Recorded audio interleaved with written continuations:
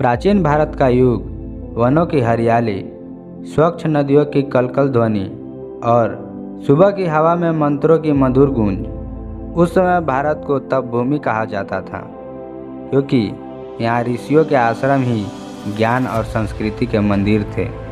नर्मदा नदी के तट पर बसा ऋषि वशिष्ठ का आश्रम देश के सबसे प्रसिद्ध गुरुकुल में से एक था।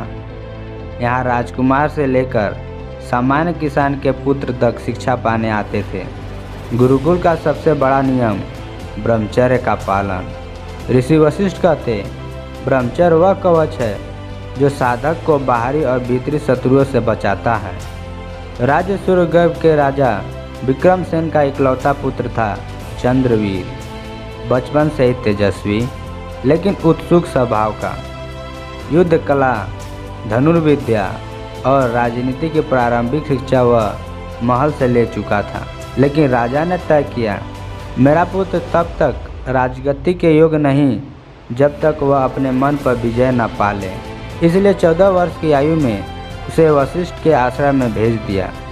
आश्रम की मिट्टी से सने रास्ते, कुटियों की कतार और खुले आकाश के नीचे गुरुकुल के विद्यार्थी ध्यान से लीन थे। गुरुकुल का जीवन राजमहल से बिल्कुल विपरीत था। कोई विलासिता नहीं, भोजन केवल जौ की रोटी, दूध, फल, सोने के लिए घास का आसन और पहनने के लिए साधारण वस्त्र। पहले दिन ऋषि वशिष्ठ ने सभी नए विद्यार्थियों को एकत्र किया और कहा, ब्रह्मचर्य का अर्थ है मन, वाणी और कर्तव्य में पवित्रता। केवल स्त्रियों से दूर रहना इसका आधा भाग है। असली ब्रह्मचर्य है इच्छाओं और वासनाओं पर नियंत्रण। चंद्रवीर ने मन में प्रण लिया, मैं इस व्रत को अपने प्राणों की तरह निभाऊंगा। कुछ माह बाद वसंत आया। वन में फूल खिले, हवा में सुगंध फैल गई। नदियों के किनारे गांव की कन्याएं फूल चुन रही थी। उनमें से एक थी अनन्या, जिसकी मुस्कान और हंसी वातावरण को मधुर बना रही थी। चंद्रवीर का मन एक क्षण को विचलित हुआ, पर अगले ही पल गुरुदेव के शब्द याद आए। जैसे एक छोटा सा छेद नाव को डुबो सकता है, वैसे ही एक क्षण का आकर्षण साधना को डुबो सकता है। चंद्रवीर ने अपनी दृष्टि नीचे कर ली और वहां से हट गया। उसने महसूस किया, मन पर पहला विजय कदम आसान नहीं लेकिन संभव है। 1 वर्ष बीत गया। राजा विक्रमसेन अपने पुत्र से मिलने आए। वे अपने साथ राजसी वस्त्र, गहने और स्वादिष्ट व्यंजन लाए। राजा ने कहा, पुत्र, यह सब तुम्हारे लिए है।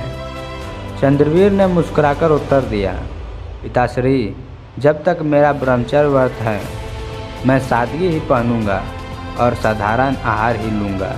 राजसी सुख मेरे तप शक्ति को कम कर देंगे। राजा की आंखों में गर्व झलक आया। एक दिन आश्रम का शिष्य अनय शरारत में चंद्रवीर की आसन चटाई नदी में बहा लाया। चंद्रवीर का चेहरा क्रोध से लाल हो गया, लेकिन वह रुक गया। अनय वस्त्र या चटाई बह जाने से कुछ नहीं खोता, पर संयम बह जाने से सब कुछ खो जाता है। उस पल उसने समझा, ब्रह्मचर्य केवल वासना पर नियंत्रण नहीं, बल्कि क्रोध और लोभ पर भी विजय है। वर्षा ऋतु आई। तेज बारिश में नदी उफान पर थी। विद्यार्थियों को दूर जंगल से लकड़ियां लानी थी। कई शिष्य थक कर बैठ गए, पर चंद्रवीर ने भूख और थकान पर विजय पाई और सबसे पहले कार्य पूरा किया। गुरुदेव ने कहा, जो अपने शरीर को साध ले वह संसार को साध सकता है। 5 वर्ष बीते। चंद्रवीर का चेहरा तेजस्वी हो चुका था। आंखों में चमक थी। वह किसी भी श्लोक को एक बार सुनकर याद कर लेता। युद्ध कला में उसका ध्यान अटल था और ध्यान में उसका मन घंटों स्थिर रहता। ऋषि वशिष्ठ ने कहा, चंद्रवीर, ब्रह्मचर्य का ओज तुम्हें न केवल बल बल्कि अद्वितीय धैर्य देता है। एक दिन समाचार आया, पड़ोसी राज्य के राजा ने विक्रमसेन के राज्य पर आक्रमण कर दिया। राजा विद्ध थे, सेना का मनोबल कमजोर था। गुरुदेव ने चंद्रवीर को आदेश दिया, पुत्र, अब समय है कि तुम अपनी तप शक्ति को कर्म में बदलो। चंद्रवीर सेना के साथ युद्ध में उतरा। उसने अद्भुत साहस दिखाया, धनुष से दुश्मनों की पंक्ति तोड़ी, युद्ध भूमि में सैनिकों को उत्साह बढ़ाया और अंत में शत्रु राजा को जीवित पकड़ लिया। लोगों ने पूछा, तुमने उसे मारा क्यों नहीं? चंद्रवीर ने उत्तर दिया, जिसने अपनी इंद्रियों पर विजय पा ली वह अपने शत्रु को भी करुणा से जीत सकता है। यही ब्रह्मचर्य की असली शक्ति है। चंद्रवीर ने राजगद्दी संभाली, लेकिन कभी अपने आश्रम जीवन को नहीं भूला। उसने राज्य में शिक्षा, संयम और धर्म का प्रचार किया। लोग कहते, जिस राजा के पास ब्रह्मचर्य का बल हो उसे कोई पराजित नहीं कर सकता। आखिरकार चंद्रवीर ने ब्रह्मचर्य की शक्ति को अपने जीवन में उतारते हुए यह सिद्ध कर दिया कि आत्मनियंत्रण और संयम न केवल हमारी मानसिक शक्ति को बढ़ाता है, बल्कि हमें जीवन की हर चुनौतियों को पार करने की ताकत भी देता है।